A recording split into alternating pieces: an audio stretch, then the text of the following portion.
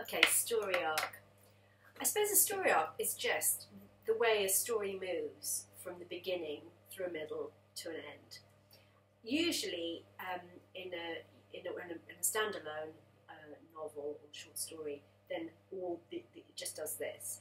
If you're doing a series, then you might have a series of novels or a series of television programs in which there is a kind of sub-arc, but in which something in that program or that novel contributes to the overall arc of the entire piece.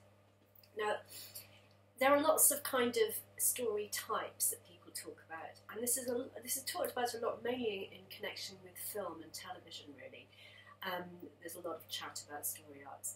I mean, there are different types of arc or different types of story. You can look them up. There's either 7 or 9, depending on who you listen to. But we're talking about then like things like the hero's journey or the Cinderella type, where it's rags to riches, or the other way around, fall from grace, or the kind of the quest scenario.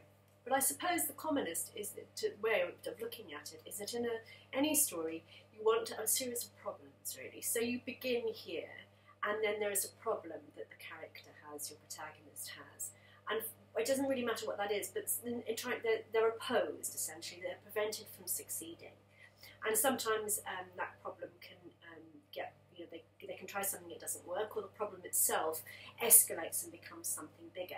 So you get an idea of increasing tension throughout the novel until finally you come to a resolution.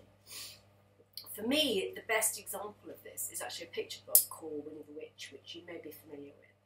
And it's a great story to show how a story arc works, because it involves both a physical story and also a kind of emotional arc that goes alongside. So, Winnie the Witch has a black house, everything in it is black, and she's also got a black cat, and when he shuts his green eyes, she can't find him. So to solve this problem, she turns him green, the difficulty being that when he's in the grass and his eyes are open, she can't see him either. So to solve it, she turns him multicoloured, and he's deeply miserable and humiliated, and he joins the birds at the top of the tree, at which point Winnie realises that she loves Wilbur, and she wants him to be happy.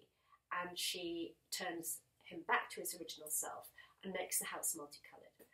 What's lovely about it is that the emotional, she's got these two problems, and there's a lovely picture of her sitting sort of worried.